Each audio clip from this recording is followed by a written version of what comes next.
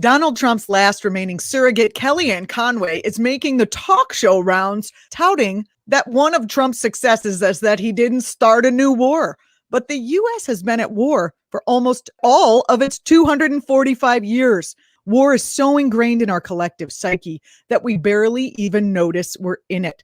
With me today, Michael D. Knox, author of Ending U.S. Wars by Honoring Americans Who Work for Peace. Michael, welcome to the program.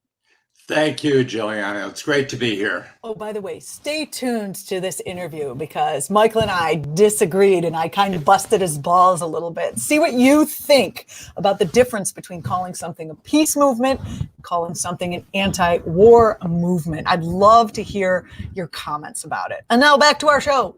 I'm so glad you could join us today. I'd like to start with a quote from your book, Ending U.S. Wars.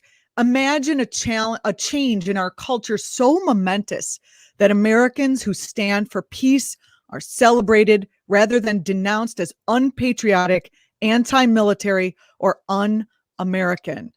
Imagine a world in which expressing an anti-war position is an aspiration our children are encouraged to respect, admire, and emulate rather than be sneered at for.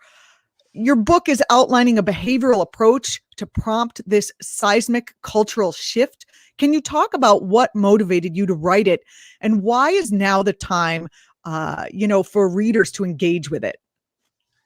Well, the U.S. has bombed no less than 30 countries in my lifetime since the end of World War II. We've killed millions of people. We've maimed tens of millions. We've destroyed economies and infrastructure.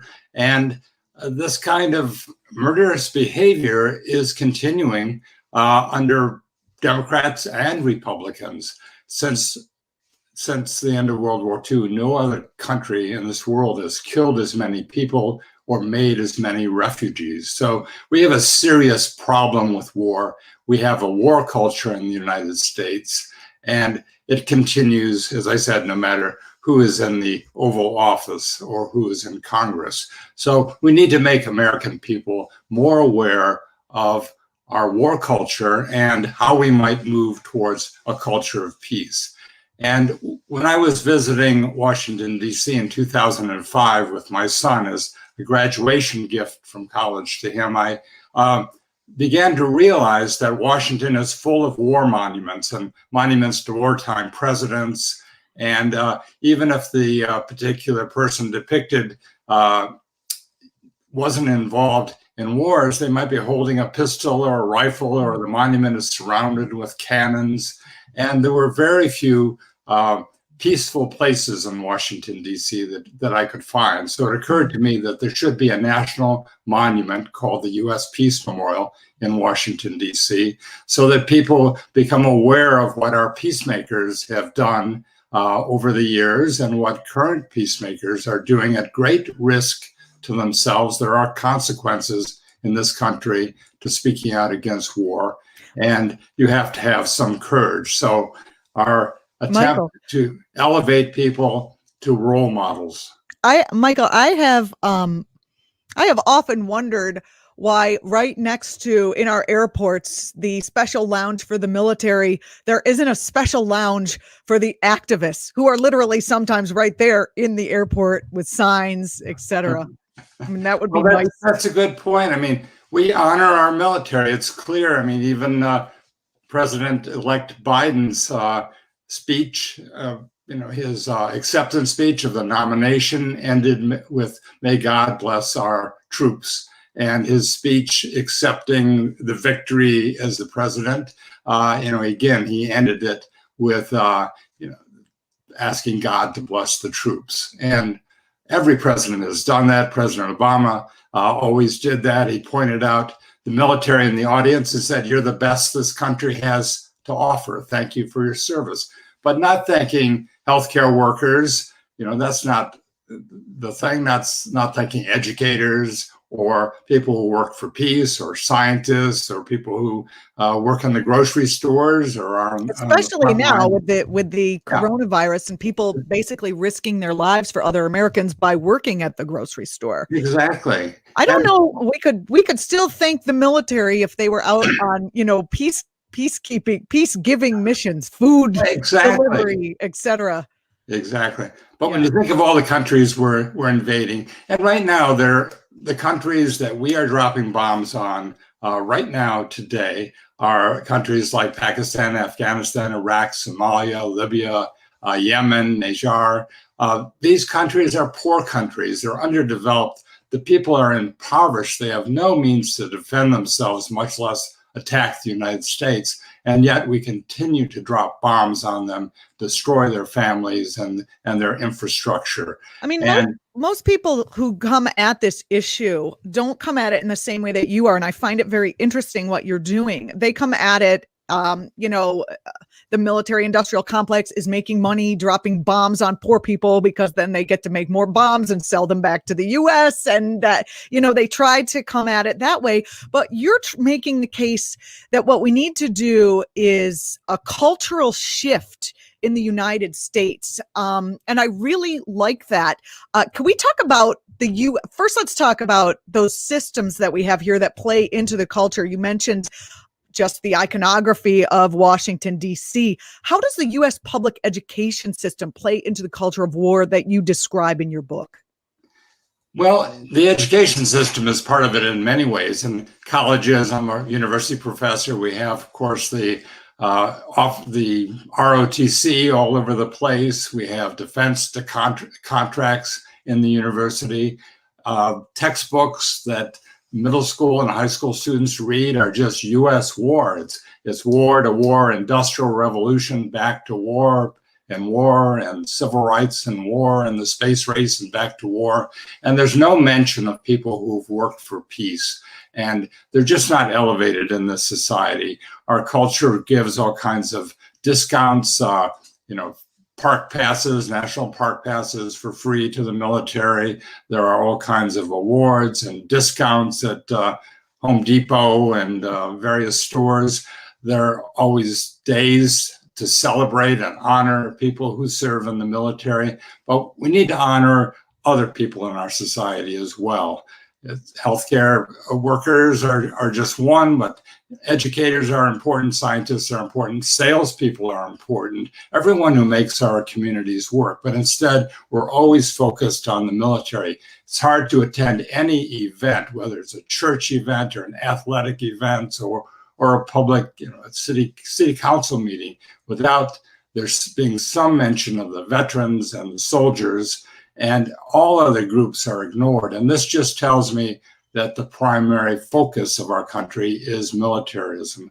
And that's what we do. That's how we make our money. And our representatives and in Congress are all bribed on a regular basis through campaign contributions by the people who benefit from war.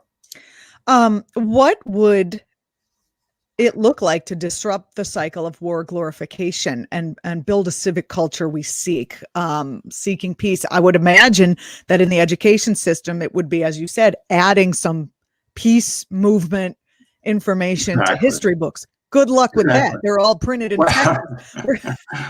Well, I think my book, Ending U.S. Wars by Honoring Americans Who Work for Peace, is the U.S. Peace Memorial. We document over 200 individuals and organizations and exactly what they've done in behaviorally specific terms, what they've done to oppose war. There are over 900 activities that people have engaged in, and many of these are things that any American can do. So if you oppose war, if you think that we should be spending the money that we spend on war on things like education and healthcare for everyone, and working on the environment and maintaining our infrastructure rather than killing, then you can do simple things like writing letters to your members of Congress. The House of Representatives, the people there, run every 2 years, so they are susceptible to public opinion. Writing letters to the editor. So we cover these, as I said, 900 specific behaviors people have engaged in, all the way from things like writing a letter to the editor up through civil disobedience, things that get people in jail. So, there's a wide range of things you can engage in to oppose war. And we're trying to elevate role models who have engaged in these things. We also give an annual. Great idea, elevating role models who've engaged at these things, because as your work discusses, there's the psychological aspect. Could you talk about how the U.S. employs scare tactics and ideas of what American heroism looks like in order to keep the populace committed to upholding the culture of war? Well, as I say, there are consequences to speaking out against war. Family members might not speak with you. You might lose a job or a promotional opportunity, things like that. The only person who spoke out about peace during the last election cycle was Marianne Williamson, who got painted as a woo-woo kook when she's not really. Yeah, she did, and Tulsi Gabbard had her own way of approaching that, and Bernie Sanders did as well. But none of them said the word peace, except for Marianne. No, but I want people to say the word anti-war and not the word peace, because peace is misunderstood in our culture. Well, that's where I'm at. I feel like we got to go beyond anti-war. Anti-war means war and then against the thing that you don't want, where peace is something we can build toward. And if there's an misunderstanding, shouldn't we undo the misunderstanding? Well, don't be so anti-war should not be hyphenated. It's no different than antibiotic or antifreeze or anti-diarrheal. These are good things. We want people to be against war. But you can be for peace, right? Isn't being for peace being against war? No, I'm afraid not. In my research, I found lots of peace memorials all around the country that really are monuments to war. We have the Strategic Air Command's motto is "Peace is our profession." We have because they're co-opting the word peace. Why can't we take it back? We've got to take back the word peace. I'm not sure we can. Even our churches are involved in supporting war. It's not the military-industrial complex anymore. It's religion, education, entertainment, sports. Everyone is involved in maintaining this culture of war. Yes. And when you think about the soldiers, I would say the majority of American soldiers that are involved in supporting or actually killing people are people who grew up in churches where they honored a God they called the Prince of Peace. And they respected the 10 Commandments and thou shalt not kill, and maybe the golden rule that you shouldn't do things unto others that you wouldn't want done unto yourself. And yet we go on and we kill millions of people, more people since World War II than any other country has killed. Michael, we've invaded more countries than any other country. So peace is misunderstood. Well, you have you just named 3 different areas. We talked a little bit about education, but I really would like to bring up to people's consciousness maybe and you just mentioned churches, some sort of ways that they are unconsciously being programmed to be pro-war or war mongers, even if they don't know it. Talk about where we see this in the culture. I know you mentioned sports. I mentioned sports because during the Obama administration, Obama, essentially paid NFL teams to have patriotic halftime shows honoring the soldiers. And they would trot out some military or some veterans, everyone stand for them. And they actually paid the New England Patriots and the other teams millions of dollars to do that. So that got carried over naturally to college teams and high school teams. And every time they have a halftime show, or several times during the season, they will focus on the military. And that's just one way that it's insidious. The government pays and reinforces it. And one of my favorite comedians, George Carlin, talked about how some sports, including football, he said, that baseball used to be the national pastime where people just stood in the field and you catch and run, and then it became football, which was far more warlike in its playing. And I just thought that was very genius, because there is an underlying psychological aspect of being involved in something like watching football. Yeah, I guess that's true. It's not necessarily sport. Just the flyovers, which is also a problem, but the actual football that makes you love fighting war, tactical,